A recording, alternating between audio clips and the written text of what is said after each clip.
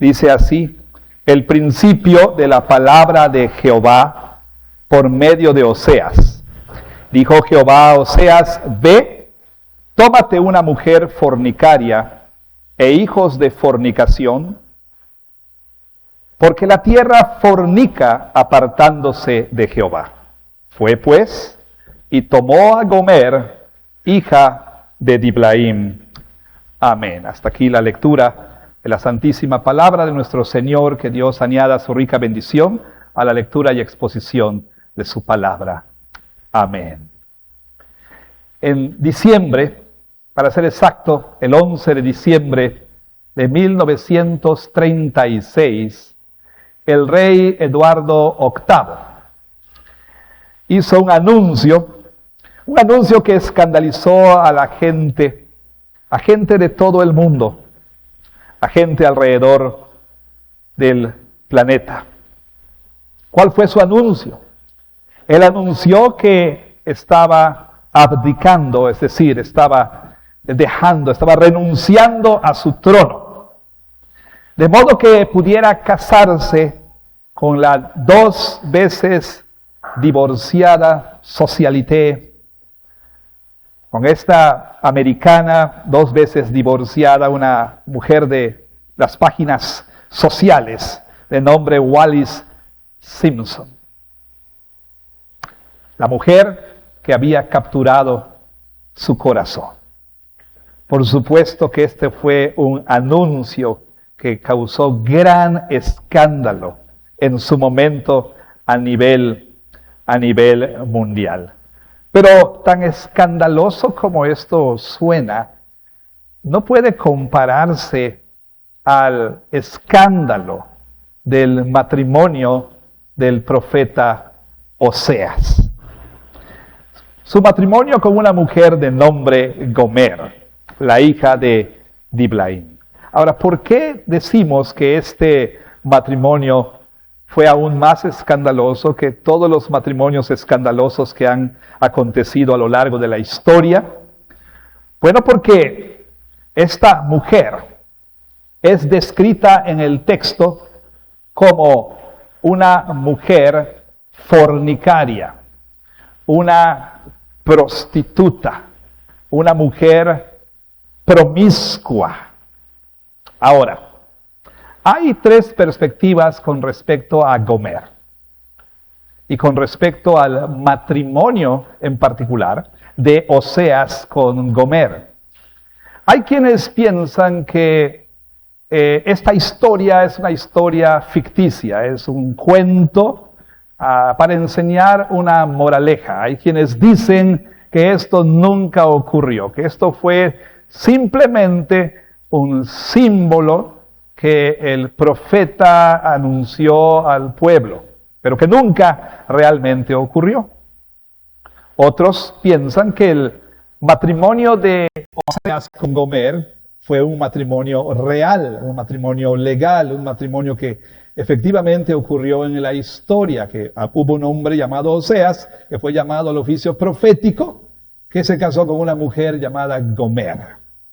Ahora, entre aquellos que piensan que esto ocurrió, como yo lo creo, por supuesto, hay quienes piensan que cuando Oseas se casó con Gomer, Gomer ya era una mujer fornicaria, ya era una mujer promiscua. Era una mujer, como decían las abuelitas, de cascos ligeros.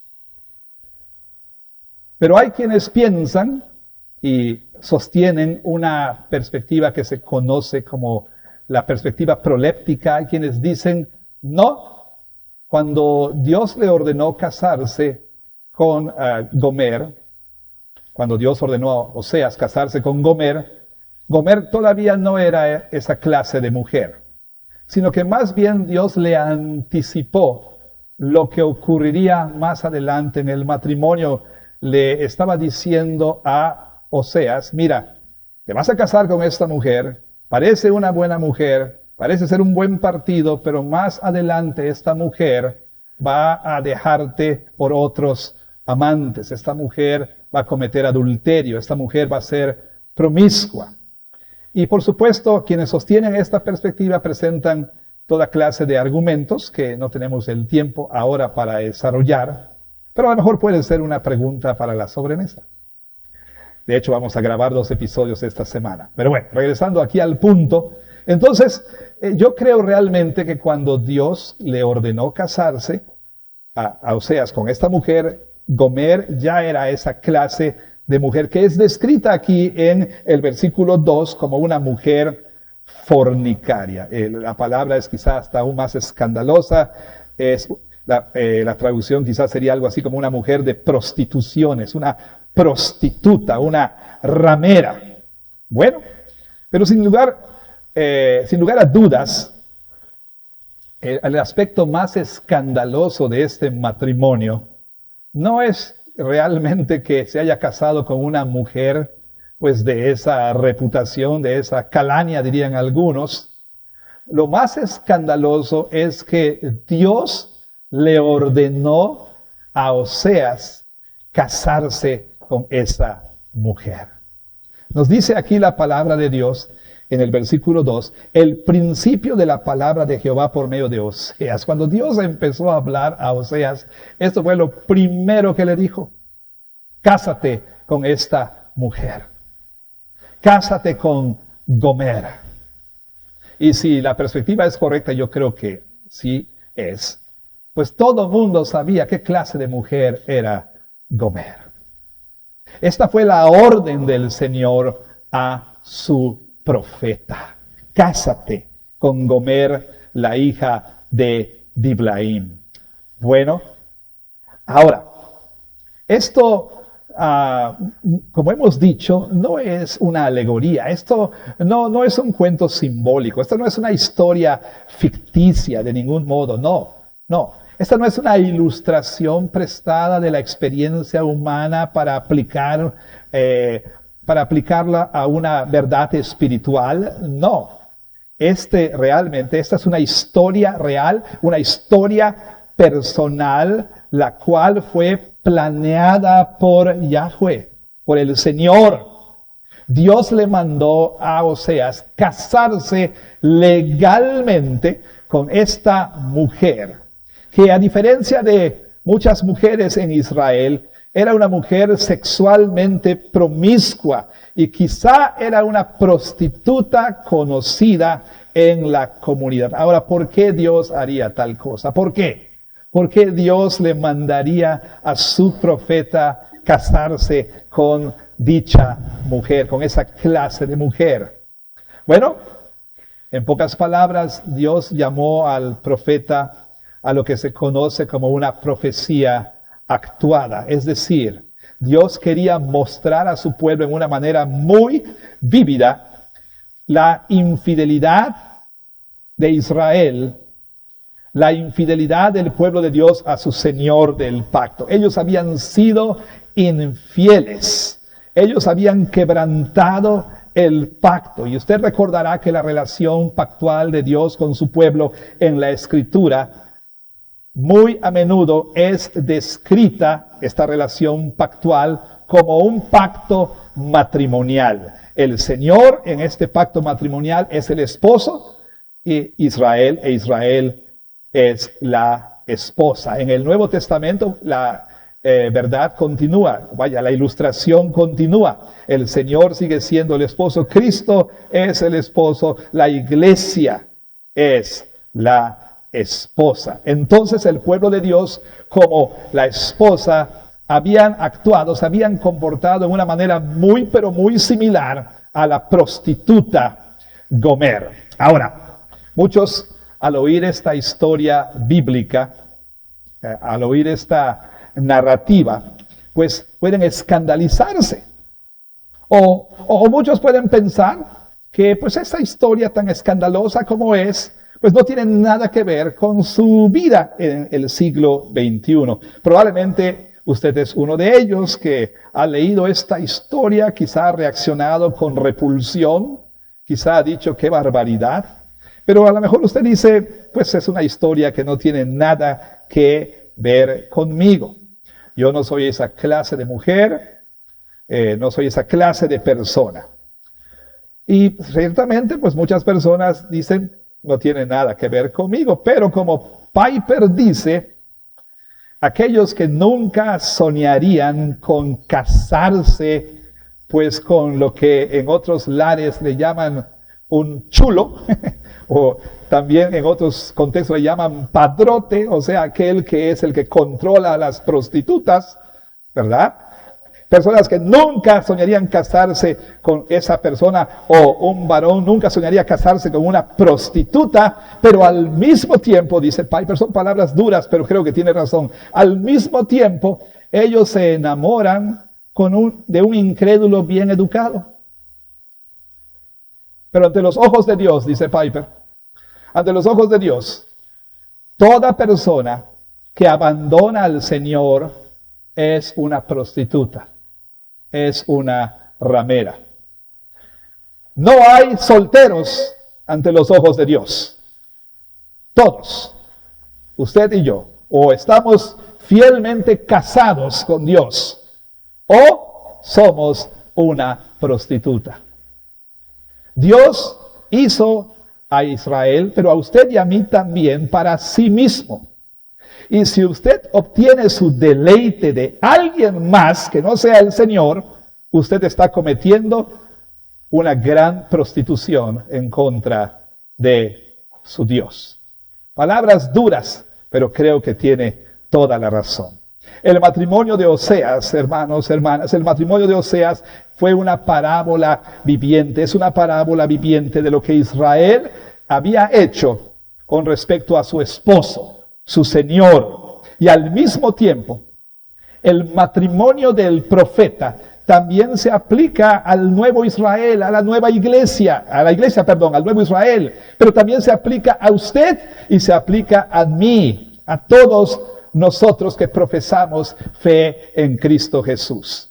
Oseas llamó al pueblo de Dios a arrepentirse de su prostitución espiritual, de su adulterio espiritual, al decirles que el juicio de Dios estaba viniendo, que el juicio de Dios era inminente, que el juicio de Dios estaba a punto de caer sobre ellos. Pero también les dijo que habría esperanza de restauración para aquellos que se arrepentieran de su infidelidad, de sus prostituciones, de su adulterio espiritual. Bueno, ¿en qué maneras fueron ellos infieles? ¿Y qué tiene que ver eso con nosotros? Bueno, veremos ahora y a lo largo de la exposición del libro de Oseas las maneras en las que el pueblo de Dios había sido infiel o fue infiel a su Señor. Hoy puedo señalar por lo menos dos de ellas. Y al señalar estas dos maneras, nos llamo a todos nosotros a pensar en nuestra propia relación con nuestro Señor. Hay preguntas duras, sí, pero que son importantes y que son preguntas muy pertinentes. Y una de estas es, ¿será posible que yo también esté actuando como Gomer? Esté actuando como esta mujer. ¿Será que en mi relación con mi esposo espiritual, mi Señor, yo esté siendo un adúltero o una adúltera? Son preguntas que debemos hacernos todos nosotros. Ahora, si usted no es creyente, usted de facto está en ese adulterio espiritual. Dios le hizo a usted para sí mismo. Le creó para que usted le glorifique y que usted disfrute de Él para siempre. Pero al dejar al Señor, al abandonar al Señor y al decidir vivir su propia vida, al decidir que el mundo le ofrece algo mejor que su Creador y Señor, usted de facto está siendo un adúltero. Esto es para usted también, no solamente para aquellos que profesamos fe en Cristo Jesús. Ahora, nosotros hemos entrado en esta relación de pacto matrimonial a través de la fe en Cristo. ¿Será posible que nosotros también estemos en adulterio espiritual? Bueno, ¿cuál es la primera manera en la que fueron infieles? Claro, quebrantaron el pacto, rechazaron a su Dios. No tengo el tiempo para leer todos y cada uno de los versículos que tengo aquí, Pero le pido por favor que usted lea y relea el libro de Oseas una y otra vez. Y entonces usted podrá por sí mismo leer el reporte del profeta de muchas de las maneras en las que el pueblo de Dios quebrantó el pacto. Por supuesto, nos dice en el capítulo 8, versículo 3, que ellos rechazaron lo que es bueno.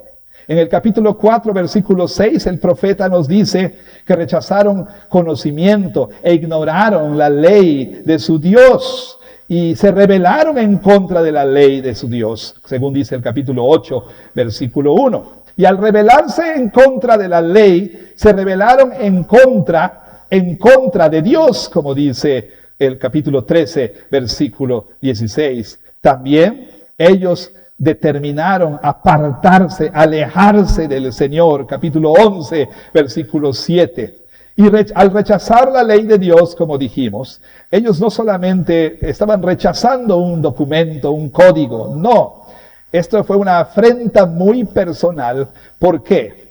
Porque ellos mostraron desprecio por la ley, y al despreciar la ley, estaban despreciando ¿a quién? Estaban despreciando al Señor mismo. Ellos estaban traicionando el pacto. Dice capítulo 6, versículo 7, como Adán hizo en Edén, ellos quebrantaron mi pacto. Y una vez más, en capítulo 8, versículo 1, así dice, pon a tu boca trompeta, le dice al profeta, como águila viene contra la casa de Jehová, porque traspasaron mi pacto y se rebelaron contra mi ley, dice el Señor. Y una de las maneras en que ellos hicieron esto fue al entrar en alianzas, en pactos con otras naciones. Por ejemplo, cuando el reino del norte de Israel empezó a enfrentar la amenaza de Siria ellos buscaron la protección de Asiria y buscaron la protección de Egipto también. Pero esas alianzas políticas tenían tintes y connotaciones religiosas. ¿Por qué? Porque ponerse bajo el protectorado de esas naciones era también ponerse bajo el protectorado de sus dioses. Así que en estas maneras ellos quebrantaron el pacto. Y si leemos Oseas, podemos darnos cuenta que en la situación imperante en ese tiempo, estos israelitas quebrantaron todos y cada uno de los 10 mandamientos. ¿Y qué son los 10 mandamientos? Pues es el documento del pacto. Por supuesto, es el pacto.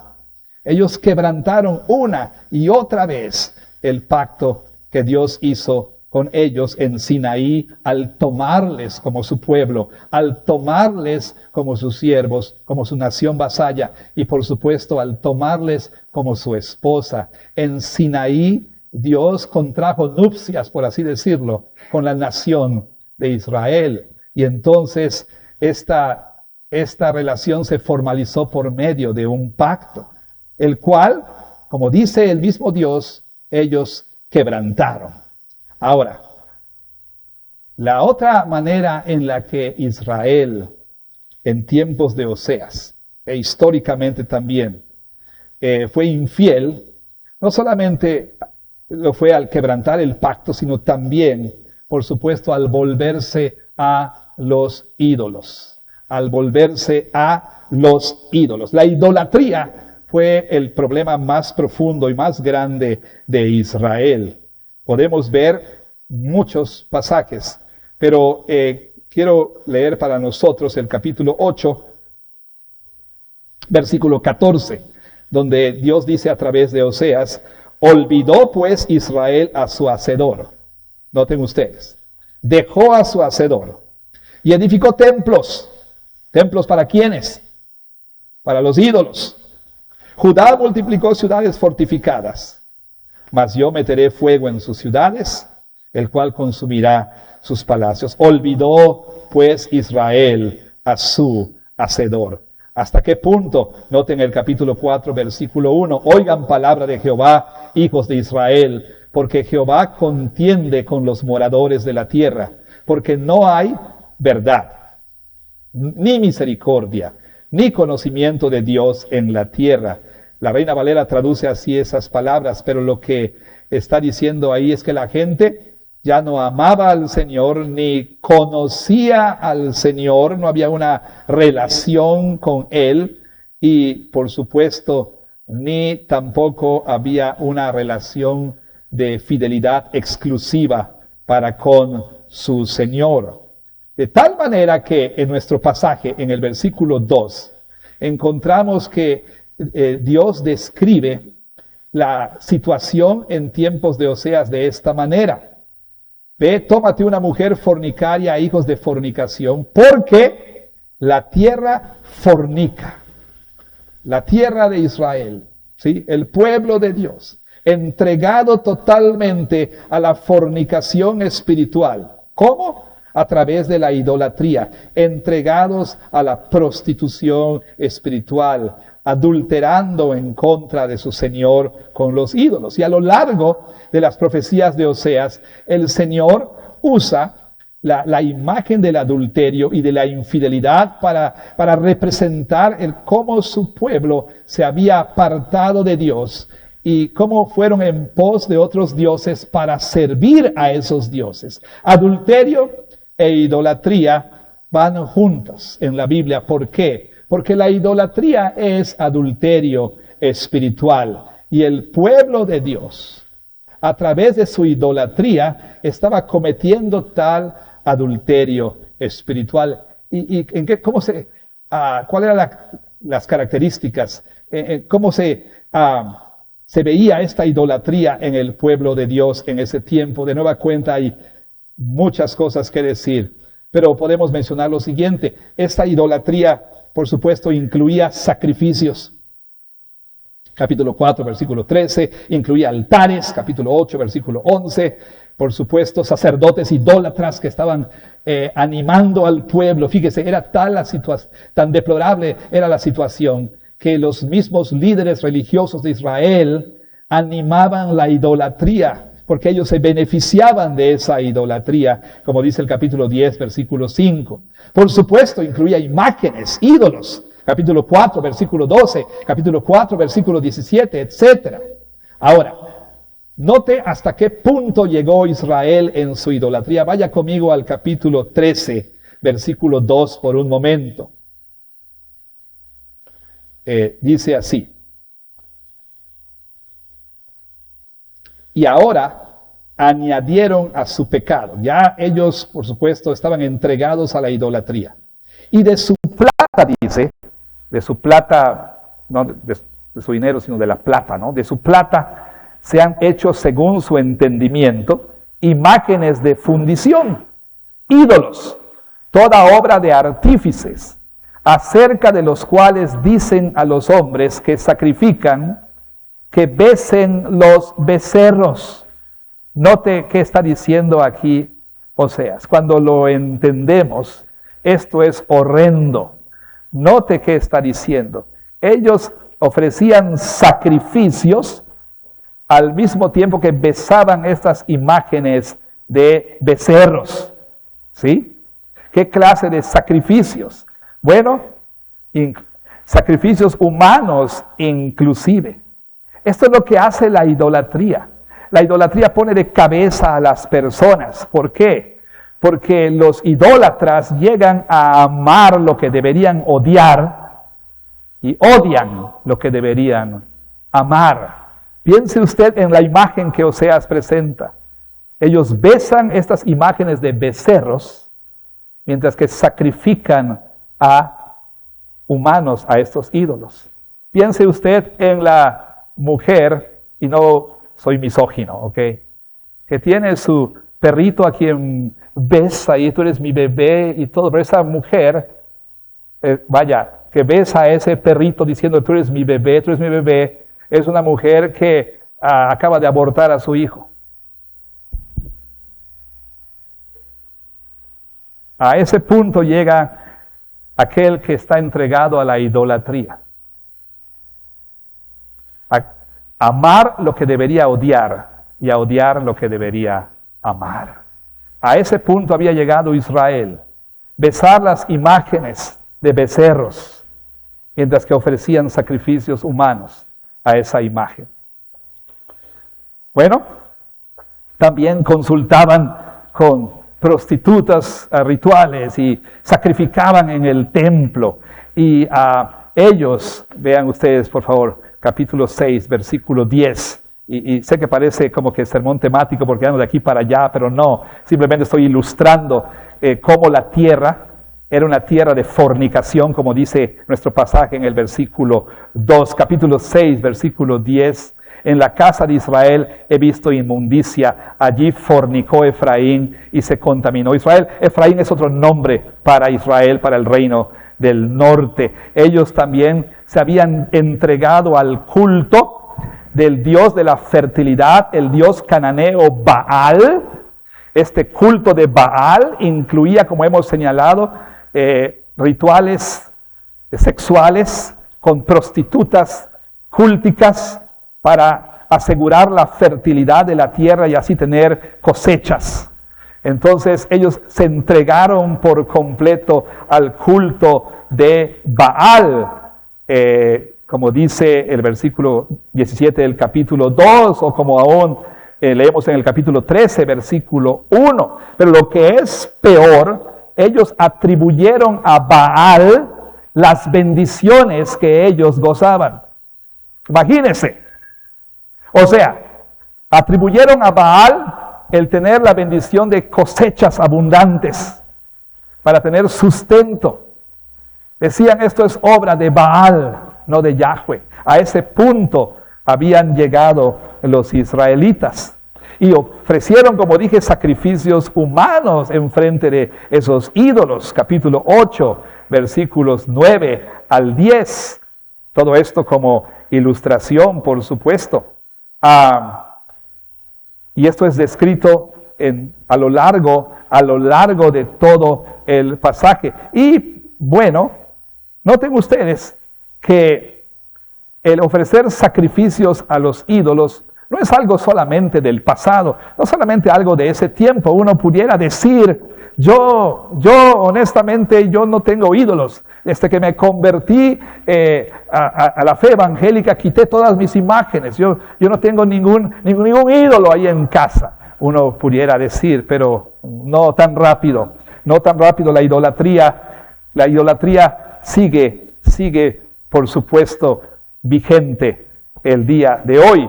Note usted lo que dice el capítulo 8, versículos 9 y 10. Porque ellos subieron a Siria como asno montés para sí solo. Efraín con salario alquiló amantes.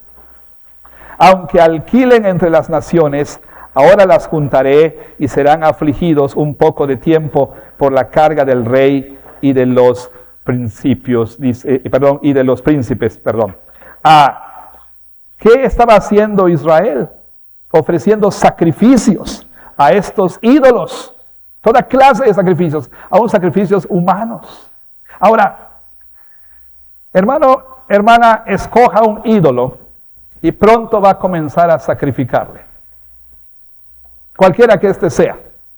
Piensa en el hombre, por ejemplo, que, por supuesto, justifica lo que hace diciendo esto es para el bien de mi familia, para que mi familia tenga lo que yo no tuve, para que no padezcan las carencias que yo tuve.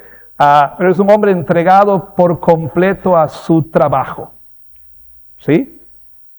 Un trabajólico, dirían algunos. ¿Sí? Y porque él dice, bueno, esto lo hago para que tengamos lo que yo no pude tener, está ahí dedicando todo su tiempo. ¿Sí? Y este hombre entonces aspira a ir escalando ahí en la corporación, quiere ir subiendo de puesto y demás. Nada de malo con eso, por supuesto, pero cuando eso se vuelve el centro de la vida de una persona, por supuesto que hemos de sacrificarle a ese ídolo. ¿Y quiénes son los sacrificados? ¿Quiénes son los sacrificios humanos? La esposa y los hijos. Por supuesto. A quienes él nunca ve por estar entregado a su ídolo. Absolutamente. Siendo un poco más drástico y para seguir con ese ejemplo, ¿Cuántas mujeres el día de hoy no sacrifican literalmente a sus bebés al ídolo de la conveniencia personal? Hemos llegado al punto de que abortos son practicados porque no quieren perder su figura. ¿Sí? Entonces, podemos mencionar ejemplos, sí, más serios, más graves que otros, o ejemplos más cotidianos, pero cuando nosotros escogemos un ídolo, le vamos a sacrificar. Piense, por ejemplo, cuando usted ha hecho del descanso un ídolo, ¿sí? Y no quiere que nadie le interrumpa. No sé cuántos de ustedes crecieron en una casa en la que mamá le decía, cuando llegaba papá y se iba a dormir, cuidadito, voy a hacer ruido porque te chancleteo, ¿no? ¿Alguno de ustedes creció en un hogar así? ¿Sí? Cuidadito, está durmiendo tu papá. Si llegas a hacer ruido, pobre de ti, ¿no? ¿Alguien creció en un hogar así? Algunos dicen sí. Ahora, imagínese usted, varón, usted llega a casa y usted dice, quiero acostarme, porque usted ha llegado a percibir ese descanso, que es necesario, por supuesto, como lo más importante, como algo que usted merece, algo que se le debe, algo que por supuesto usted tiene que tener, porque se lo merece, ya trabajó duro, ¿sí? Y lo menos que pueden hacer en su casa es dejar que usted duerma su siesta, ¿sí? Esa es la más mínima muestra de gratitud que pueden tener hacia usted por todo lo que usted hace. Entonces usted se acuesta y el hijo se le ocurre ir con, papá, ayúdame. Y usted se levanta convertido en un Hulk, ¿verdad? Así un energúmeno y le gritonea a su hijo. Escoja un ídolo y pronto le va a sacrificar. Por supuesto. Entonces Israel había llegado hasta estas alturas, por así decirlo. Ahora bien, todo esto suena horrendo, ¿no es verdad? Suena horrible, por supuesto. Cuando leemos con detenimiento el libro de Oseas, terminamos horrorizados. Y por supuesto, quizá usted tenga parte de esa reacción en este momento. Pero ¿sabe qué? Piense un momento, por favor. Piense un momento, antes de que usted diga, qué horrible. No puedo creer de verdad cómo estos israelitas pudieron hacer tal cosa. Yo no haría esto, yo no. Pero piense por un momento. Sé que esta es una descripción somera, hasta cierto punto apresurada. Pero ¿no es verdad que podemos vernos en el pueblo de Israel? ¿No es verdad que usted y yo podemos identificarnos con el pueblo de Dios? Con los israelitas en tiempos de Oseas. ¿No somos Gomer nosotros también? Piense por un momento. Usted dirá, no, pastor, para nada. Pero ¿sería posible que usted fuera el día de hoy culpable de adulterio espiritual? ¿En qué consiste el adulterio espiritual? Santiago lo describe muy bien. ¿Se acuerda usted de la lectura, la segunda lectura? Quizá quiera ir ahí por un momento, por favor. A Santiago capítulo 4, versículos 4 hasta el 10, donde Santiago describe este adulterio espiritual en esta manera. Santiago 4, comenzando en el versículo 4. Escuche usted, por favor. Dice así, oh almas adúlteras. Él está llamando a personas que profesaban la fe cristiana, que pertenecían a la iglesia, les estaba llamando adúlteros. Y ellos dirían, Santiago, ¿qué te pasa? ¿Por qué nos llamas adúlteros? Y él dice, ¿no saben que la amistad del mundo es enemistad contra Dios? Cualquiera pues que quiera ser amigo del mundo, se constituye enemigo de Dios. ¿Qué quiere decir Santiago cuando habla de que la amistad del mundo es enemistad para con Dios y que cualquiera que se constituye en amigo del mundo es enemigo de Dios? ¿Qué quiere decir? Bueno, él está hablando, por supuesto, del mundo en el sentido ético. O aún Santiago está hablando aquí de que nosotros podamos amar más la creación que al Creador. Santiago está hablando de Adulterio espiritual en ese sentido. Cuando nosotros encontramos en alguien más o en algo más lo que deberíamos encontrar en Dios, estamos cometiendo adulterio espiritual. Y aquello en lo que nosotros encontramos lo que deberíamos encontrar en Dios es lo que la Biblia llama ídolos. Los ídolos, por supuesto, pueden ser cosas concretas, claro, absolutamente. Podemos idolatrar una posesión, una pertenencia. Podemos idolatrar una persona. Podemos idolatrar nuestra ropa. Podemos idolatrar nuestro cuerpo. Podemos idolatrar nuestra familia. Podemos idolatrar a nuestros hijos. Podemos idolatrar a nuestro esposo. Podemos idolatrar a nuestros padres. Podemos idolatrar a nuestro perro, a nuestro gato. Podemos idolatrar tantas cosas concretas, sí. Pero la idolatría es más siniestra y más profunda porque va más allá de las cosas concretas. Podemos hacer de cosas no concretas ídolos. El control, la aprobación, por ejemplo. Podemos hacer de estas cosas ídolos también. Todo aquello que ha llegado a ser el centro de nuestras vidas, aquello alrededor de lo cual nuestra vida gira, ese es un ídolo. Aquello que está ocupando el primer lugar en nuestra vida, aquello que es preeminente en nuestra vida, que es lo más importante en nuestra vida, eso es lo que la Biblia llama un ídolo. Piense usted, por ejemplo, cómo se ve ese adulterio espiritual en maneras cotidianas. Por ejemplo, cuando tú estudiante, ¿sí?, decides que tu tarea es más importante que la adoración pública del Señor, eso es adulterio espiritual. Pero pastor, usted no se vaya, se pasa. Si esta tarea la tengo que entregar, ¿por qué no la hiciste el sábado? No, pues es que no tuve tiempo. ¿Por qué no tuviste tiempo?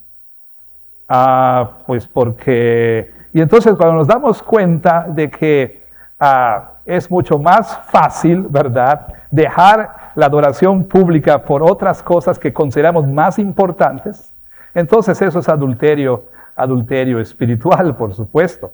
Cuando algo ha llegado a ser más importante que nuestro Señor. Cuando nosotros encontramos en algo más o en alguien más nuestro gozo real, ¿sí?, nuestra satisfacción real.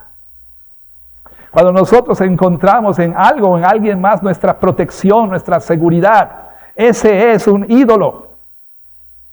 No vamos a Asiria, no vamos a Egipto, pero tratamos de encontrar seguridad en algo o en alguien más que no sea el Señor. Y por causa de aquellos que no me han escuchado decir esto, y con el permiso de aquellos que me han escuchado decirlo cientos de veces, recuerde esa ilustración dura, crasa, sí, del pastor Piper, cuando él dice, imagina tú a un esposo que es bueno, a un esposo que ama profundamente a su esposa. Imagina a este esposo que es devoto a su esposa. Él está una noche en su cuarto cuando ella sube para pedirle 1,000 pesos. Y él, como la ama, le da lo que ella quiere. Ella lo besa en la frente y le dice, eres un cielo. Y baja corriendo las escaleras y esos 1,000 pesos los gasta en su noche de fiesta con su amante. Qué terrible, ¿no? Terrible. Pero eso somos nosotros. Porque usted, yo, venimos a la iglesia y le pedimos al Señor 1,000 pesos. Le pedimos salud, le pedimos fuerza, le pedimos recursos, le pedimos bendición. ¿Y para qué? Para gastar esos 1,000 pesos en nuestro affair, en nuestro romance con el mundo. ¿Dónde emplea la salud que Dios le da? ¿Dónde emplea los recursos que Dios le da? O peor aún, imagínese esto, este no es Piper, soy yo.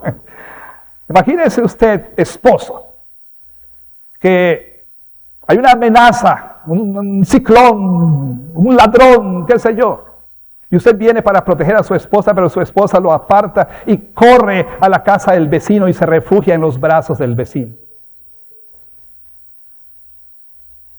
Usted dirá, qué bueno. Pues sí, lo entiendo, sus brazos, sus brazotes. ¿Sabe? Yo no tengo esos brazotes, pues sí, que se refugie en sus brazos. No, por supuesto que no. ¿Quién en su sano juicio permanecería impávido ante tal cosa? O imagínese, esposo, para que no digan luego que la misoginia, ¿no? Imagínese, esposo, que su esposa un buen día le dice, mira, la verdad de las cosas es que estoy contigo porque me mantienes, pero mi deleite verdadero es cuando estoy con Mario, o cuando estoy con Pepe, o con Roberto, qué sé yo. Ahí sí me siento plena y dichosa. Imagínese. ¿Cómo se sentiría usted de esposo? Pues eso es lo que hacemos, hermanos. Decimos que Dios es nuestro deleite. Decimos que Dios es nuestro amor. Pero estamos, ¿a qué hora se acaba esto? Porque quiero ir a mi verdadero deleite. Quiero ir a los brazos de mi amante. Ahí me siento pleno. Somos tan rápidos para dejar los papás. Permitimos que nuestros hijos cometan adulterio espiritual cuando ponemos la liga infantil por encima de la adoración dominical. Permitimos a nuestros hijos que cometan adulterio espiritual cuando decimos es su amigo. Es su amigo, no es un novio, el no creyente. Estamos permitiendo el adulterio espiritual de nuestra hija o nuestro hijo, cuando tiene una relación con un no creyente. Podemos nosotros de mil maneras hacer lo que Piper describe en su ilustración y lo que he dicho hace un momento. Podemos nosotros, al mismo tiempo que hablamos y decimos que Dios es el amor más grande en nuestra vida, al mismo tiempo estamos deseando estar en los brazos de otro. Estamos deseando estar en los brazos de los Baales de este mundo. Tus estudios, su negocio, su trabajo, tu cuerpo, tu mascota, tu casa, tu carro, tus amigos, tu novio, tu novia. Quizá estás adulterando con ellos. Quizá estás en adulterio espiritual. Ahora, esto es algo serio. Como veremos la próxima semana, Dios le decía al pueblo de Israel, le dijo al pueblo de Israel a través del profeta, esto no va a continuar para siempre. Esto no va a seguir para siempre. De hecho, como veremos, el Señor anuncia que pondría un fin a esa situación. El juicio viene. Pero aún así, en su inmenso amor dice, hay esperanza de restauración. Hay esperanza de restauración para el que se arrepiente. Dios dijo, se acabó. Se acabó. El reino del norte será destruido para siempre. Pero hay esperanza para el reino del sur. Y usted y yo podemos pensar que este adulterio espiritual puede continuar. Pero como dice Santiago aquí, o ignoran que Dios nos anhela celosamente. Dios no va a compartir a su esposa con nadie. Dios no tiene este matrimonio open mind. Dios no es poliamorista. Dios no es bígamo. Él quiere a su esposa para Él y solo para Él. Él quiere la exclusividad de su esposa. Él quiere que su esposa le dé sus afectos solo a Él. Y con justa razón. Y con justa razón.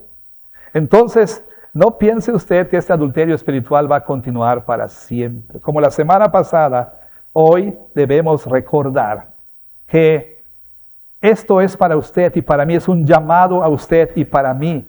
Recuerde usted que a pesar de que nosotros hemos sido infieles, Cristo Jesús llevó nuestras infidelidades sobre sí mismo en la cruz. Él murió como un adúltero. Él murió como un promiscuo, sin serlo. Porque Él no murió por sus adulterios o su promiscuidad, sino por la suya y por la mía. ¿Cuántas veces le he sido infiel a mi Señor?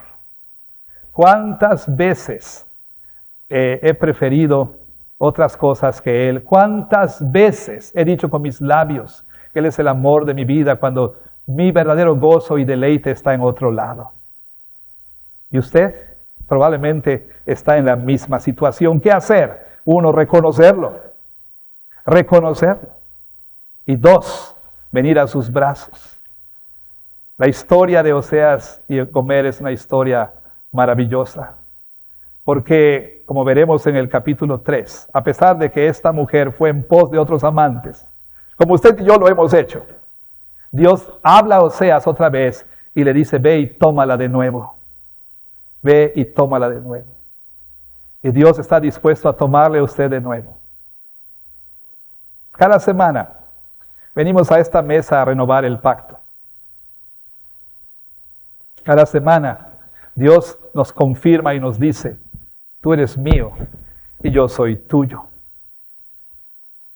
Esta ceremonia aquí, entre otras cosas, es la reafirmación de las promesas pactuales hechas en la ceremonia inicial en el bautismo. En el bautismo el Señor nos recibe y entra en esta relación de pacto con nosotros. Y nosotros públicamente, por medio del bautismo, declaramos, entre otras cosas, que seremos de Él y solo de Él. Y cada vez que venimos a esta mesa, renovamos este pacto diciendo, Señor, tú eres mi Dios y yo soy tuyo y solo tuyo. Cada vez que un esposo y una esposa en intimidad se miran el uno al otro, a los ojos, ellos están diciendo en ese acto, tú eres mío, yo soy tuyo. Tuyo completamente, tuyo exclusivamente y tuyo para siempre. El acto matrimonial es la ceremonia íntima de renovación de la ceremonia pública. Este es el acto donde nosotros decimos, Señor, soy tuyo y solo tuyo. Pero ¿cuántas veces no ha sucedido que un esposo está con su esposa y al día siguiente está con otra mujer?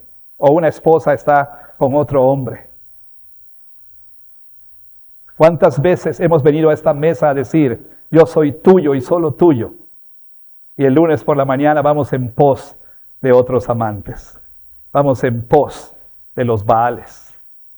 Vamos en pos de los ídolos.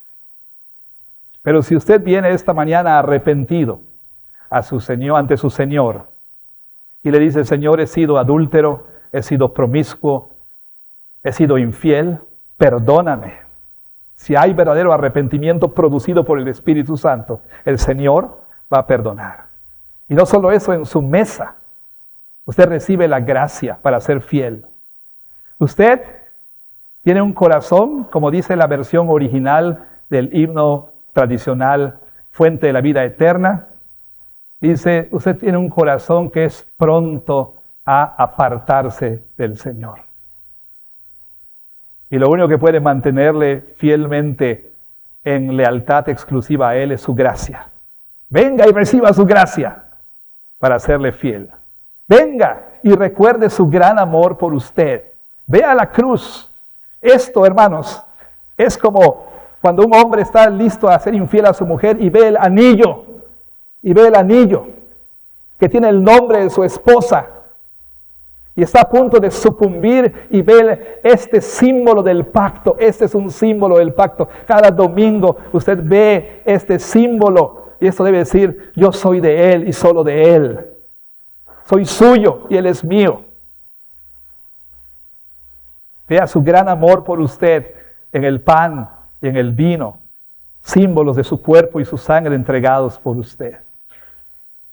Y entonces responda diciendo, Señor, yo soy tuyo ayúdame a ser solo tuyo. Ayúdame a ser fielmente tuyo, exclusivamente tuyo y para siempre tuyo. Venga a la mesa el Señor.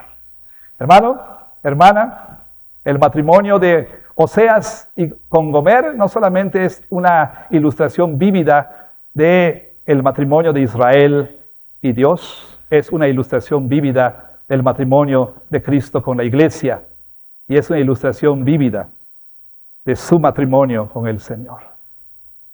Así entonces, vengamos el día de hoy ante nuestro Dios a confesar nuestras infidelidades y a renovar este pacto matrimonial.